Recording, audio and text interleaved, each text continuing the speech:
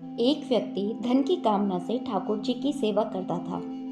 उसका धन बढ़ने की बजाय नष्ट होता गया। एक दिन उसकी भेंट किसी साहूकार से हुई। जब दोनों में वार्तालाप हुआ, साहूकार बोला, आप गलत मूर्ति की पूजा कर रहे हैं। ठाकुर जी तो केवल अपने चरणों की भक्ति देते हैं या फिर जन्म मरण के बंधन से सदा सदा के लिए मुक्ति दिलवा देते हैं। धन देने वाली तो माँ लक्ष्मी है, आप उनकी सेवा करें। उस व्यक्ति को तो केवल धन की कामना थी, फिर चाहे वो ठाकुर जी की भक्ति से हो या देवी लक्ष्मी जी की।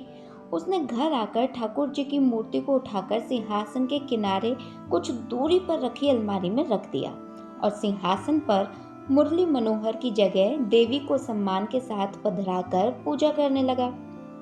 एक दिन वह देवी को गूगल की सुगंधित धूप दे रहा था। उसने देखा धूप का धुआं हवा से मुरली मनोहर की ओर जा रहा है।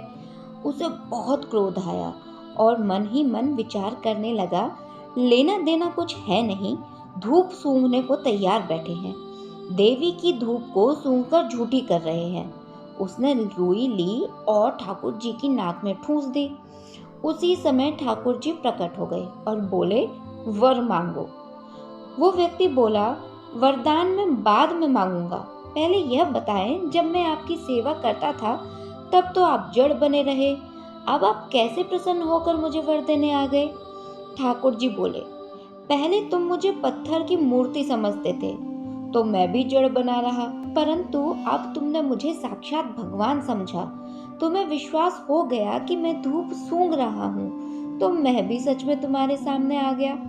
शास्त्र कहते हैं, जिसकी जैसी भावना होती है वह जिसका जैसा विश्वास होता है उसकी सिद्धि भी उसी प्रकार की होती है। जय श्री राधे कृष्ण।